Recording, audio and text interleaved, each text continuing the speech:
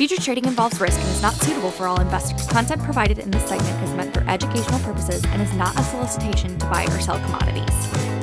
Hello, welcome to another edition of the Grain Feed, brought to you by EverAg. This is your weekly news feed for all things grain and all things feed. Each week, we bring you updates on the markets with unique perspectives from an amazing team of analysts with the intention of helping dairy and livestock producers manage their risk. I'm your host, Jim Matthews, reporting from the Chicago office. Joining me today, as always, from Texas, Director of Feed Procurement, Mr. Jake Kingsley, and returning to the Grain Feed from the great state of Michigan, dairy broker and agent, and of course famously known as the brain from McBain, Mr. Cody Koster. Team, how are we today? Doing all right, Jim. Doing great, Jim. How are you? I'm doing fine, but I missed the memo on these pretty sweet cowboy hats, so it could be better. Well, you know for next time, good sir. You might also be wondering, do I have a cowboy hat? The answer is no. Cody, how'd you get one, man? You're Michigan. I was driving through Wichita last week, picked up my PhD that I just got, and had to pick me up one of these old cowboy hats from Jake's hometown there. That's the same Kinko's that Jake printed out all of his degrees? Yes, sir. Good deals on degrees and cowboy hats there. Jake, yours has got to be authentic, man. You are in Texas. Where'd you get that hat? I think so. I think he got it up at Fincher's there in the stockyards. Still wearing my summer hat, though. Cody's already transitioned to winter there. Oh, right, of course. Yes, it's still some weather adjustments. But, Jake, once it does turn a little cooler, you will be adjusting which cowboy hat you have? Yep, we'll be ready. Few more days. Very, very important stuff. So, viewers, for those who are able to see these hats, you're welcome, or I'm sorry, which one of the two. And for those that are listening only to the podcast, you're really missing out. You're missing out on these really cool cowboy hats these guys have on here. Gents, we've got a lot to run through today. We're on a shortened trading week. We only have 4 days to trade this week because of the Labor Day holiday. So let's get to it. Paige, if you would kindly timestamp the broadcast. It is Thursday morning. It's about 10:30 Chicago time here. We're going to take a quick look at the markets because we have again, shortened week. We also have a big report next week for the grain and feed markets. We have the USDA supply and demand report, better known as the WASDE report, will be on Tuesday of next week. And all eyes are going to be on bean and corn yields. So things have tried to reposition themselves market-wise after the 3-day holiday and before this report next week. We currently have December corn futures trading around $4.85. We have no beans close to $13.60. And December meal, our favorite yet stubborn little byproduct, is down to $3.95. So proteins had a nice little run all the way up to $4.20 a week or so ago, all the way back down to $3.95 today. So we're watching those markets very closely as we move into next week's WASDE report. But importantly, for our dairy producers out there, we have Cody Koster on the show. So Cody, we're going to turn to you first this morning. What is going on in the milk markets? Well, as always, Jim, I appreciate you having me on the show to spread a little insight on the dairy front. And as we've all seen the past couple weeks, we've had quite the heat wave come across California into Texas, where Jake is at, and it's made its way up into the Midwest. I mean, you get into September 1st, and we had about 95 degrees here with about 80% humidity, and it was just miserable, honestly. And these cows are coming off, different people that you talk to, anywhere from 5 to 8, maybe 10 pounds a cow. And as we all know, kind of going into the fall here, Mother Nature's going to have her swings. We're going to see 85. We're going to see 60, 65 at night and everywhere in between. But that has really hindered a lot of the milk production that we generically kind of get into coming out of the summer. And it seems like we are not out of those summer months right now. Now, if we also look at the other big story, which is cow culling, I think it was last Thursday, slaughter report came up and we were higher 3.8% year over year, slaughtered another 59,800 animals. And if you look at the areas that were up the biggest, I mean, the Southwest, they were up 27.9%. 9%. California, Nevada, Arizona area was up 7%. And the big one was Midwest. We were up 7.4%. Another 1,000 animals sent to slaughter there. And I think that's really having a draw on the market right now. And it seems like, class 3 and class 4 are really starting to come back into the equilibrium. I think about a week and a half, 2 weeks ago, class 4, you could have called it $1 to $1.20 above class 3. Well, as of recently, we really started moving these block and barrel prices a little bit higher, pushing that class 3 price up to meet class 4. If we look at October, we're just bumping up this morning against 1920, which is kind of getting back into some of these highs that we haven't seen since, going back into January, February of this year, before we saw all the volatility on our way back down to $16. So that's having, a decent bump up into producers' milk check if we can hold on to some of these prices. Good deal, Cody. Well, we appreciate the insights there. You initially mentioned heat, right? That was kind of the lead there. And that's been a big talking point, not only on your side of the industry, the milk production side. It's been a big story for everything that Jake and I help run through as well on the feed procurement and risk management front. From what you're seeing, Cody, on the home front in Michigan, how's everything looking up there after running through this heat of recent weeks? But also, the Midwest had a pretty rough go this year, just in terms of riding the roller coaster of, nice weather, extremely hot and dry, then perfect rain, back to super hot dry. How's everything looking on the home front up in Michigan? I know right now, things like you said, they're kind of getting back into the swing of things where we need them. And I believe I've talked to a few producers here, Michigan, Indiana, northern part of Illinois. And right now it's all kind of based, everybody's focus is on corn silage harvest, right? I talked to a lot of folks with this heat and humidity that we saw the last week and a half that you're talking about, Jim. People are now talking about chasing this crop, right? We had a little bit of rain sprinkled in there. You get to 95 degrees and this crop could really start taking off, getting away from people. So I know that folks are really looking at getting out there, getting some moisture samples. I've heard of some folks in northern Indiana who have started chopping, and they are telling me that it's fantastic, right? They've got choppers out there and it is going great. They really need to get after it. Some guys are telling me 23 to 25 ton to the acre right now, 60% dry matter, and things are looking good. So they're trying to stay on top of that as best they can. I know we're predicted for a little bit of rain going into this weekend, kind of getting back towards that 80. So people are really focusing on that right now.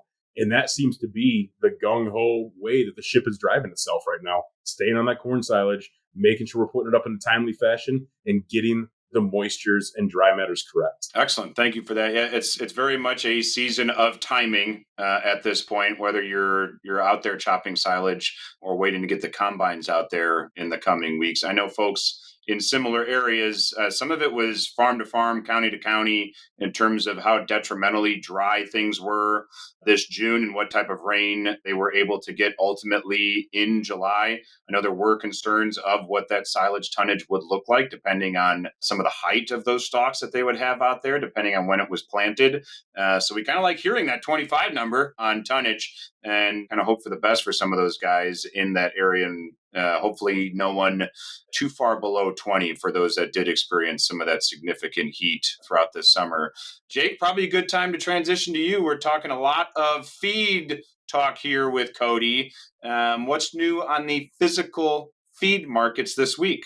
Well, really, we haven't had a whole lot of change week over week, particularly in the cash market and even futures after a bit of a risk-off week last week heading into the long holiday weekend seemed to have found a little bit of a sideways trade here for the last few days. We'll see if that continues as we lead up to next week's WASDE report or if we start to trend in one direction or another in anticipation of some new data hitting the market there. But I think, the big chatter right now is still a little bit of crop tour data coming in and then folks going out and testing some silage to kind of get a feel for what their crop's going to look like. And interestingly, I think you'd mentioned already, it's going to be spotty just depending on where you are mile to mile across the Midwest. We're hearing some numbers out of Kansas and Nebraska that look pretty good, especially from the perspective of last year's crop issues and the low yields that they had due to drought in the plains and the western corn belt. And then you get into parts of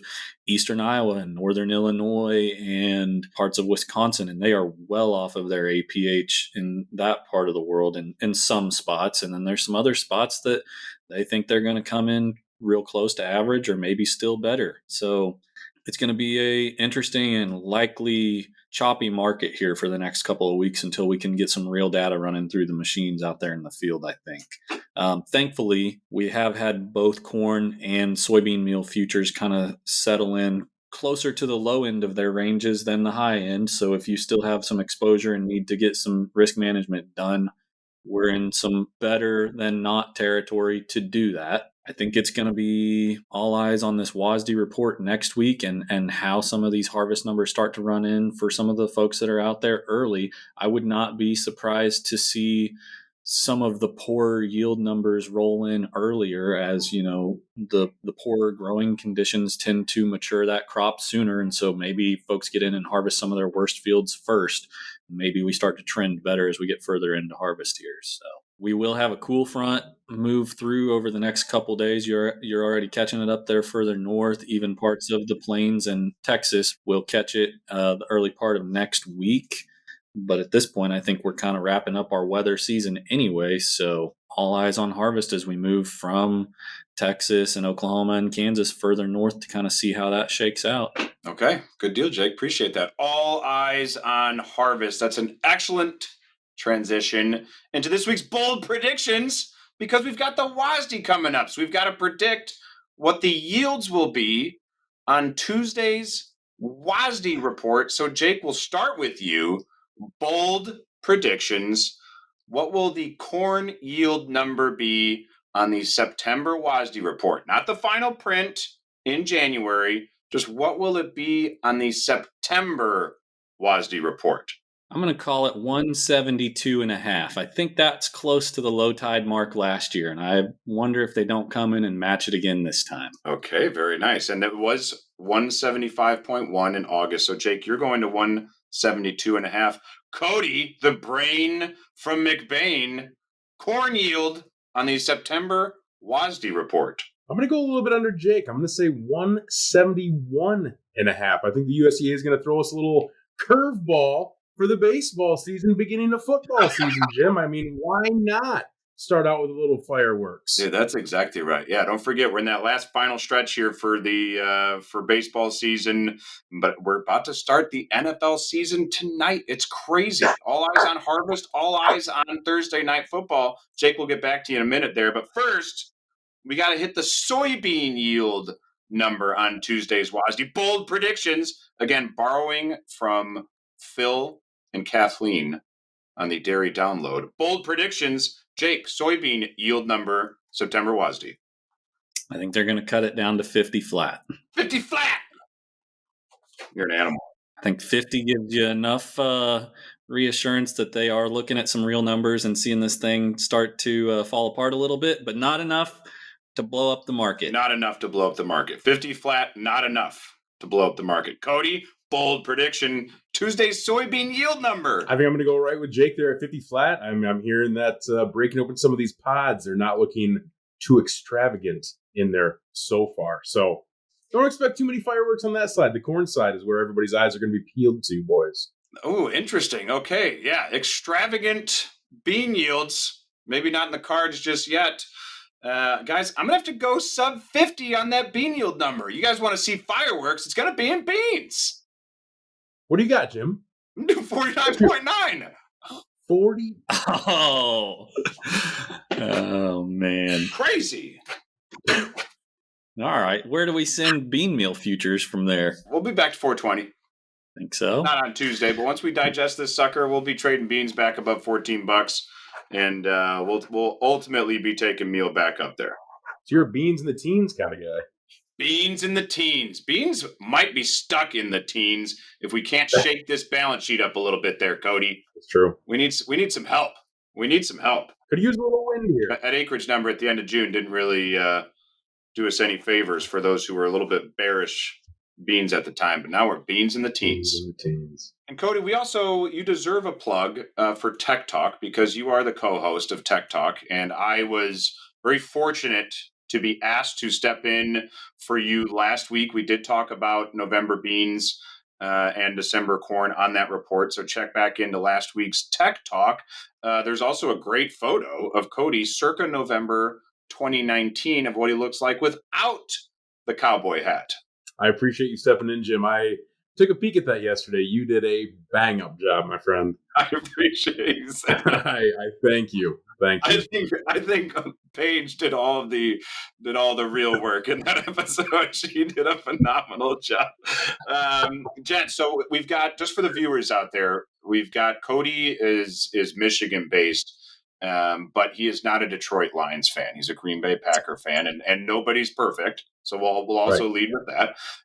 Sure. But let's turn to Jake first, because the big game for Jake is tonight, starting off the season. Jake, can we get a bold prediction on how badly the Chiefs will beat the Lions? I think they're going to beat them by 17 points tonight without two of their top 3 players. Yep. Jake, that's the boldest thing you've ever predicted, I think. I don't know if it's that bold. It beats 50.0 bean yield. Cody, you're up. How badly do the Chiefs beat the Lions tonight? I was actually going to say I think they're going to hang 20 on the Lions. They're going into Arrowhead Stadium, home field advantage, defending Super Bowl champs. I think they're going to hang one on them. I really, really do. Those Lions are coming out pretty bullish on their season, and they have yet to prove anything. You're going to make some of your neighbors. You're going to make some of your neighbors pretty upset. Well, calling for a 20-point loss. It's hard to be right all the time, Jim, but somebody's got to do it. And that's why you watch Tech Talk. Someone's got to be right all the time, and it's Cody. Cody, since you are a Green Bay Packer fan, can we get a prediction for Sunday's game against? I know my Packers are coming to your Bears. Home field advantage, smallest stadium in the country. Bears haven't been very good. I think the Packers are going to hang 14 on them with our brand new quarterback that hasn't. Oh, yeah. Bears are favored by 1.5 points right now. The Packers are going to come in there with their young wide receiver core, torch up and down Soldier Field. Well, Cody, you know how I feel. We've already got a bet on this game. We do. You know the Bears are going to be pulling this one out by a field goal on Sunday. Field goal. Heard it here first, folks. All right. Bears by a field goal. Hammer down. A lot of bold predictions here today, viewers. The boldest might be on the potential massacre at Arrowhead Stadium this evening between Jake and Cody calling that game. But some big numbers to watch on the yield front for corn and beans. Will we bring beans below 50? Jim says yes. Jake, Cody say no. It'll be a push at 50. So all eyes there. Stay tuned for that Tuesday WASD report, everyone. We'll see what it does to the markets. And of course, if you have questions on what's happening in the grain and feed and or milk markets, reach out to this cowboy hatted squad here on the grain feed. We're going to wrap things up for today. Excellent work to both you gents. A big thanks to Cody for returning to the show. It is great to have you and your insights and that cowboy hat you've got on here. We'd also like to thank Corey and the Everegg Insights crew for their support. Thank you to Paige for production magic. Thank you to the viewers for watching the grain feed. Contact information is on the screen. We greatly appreciate your feedback. That's all for today. We'll see you next time on the grain feed.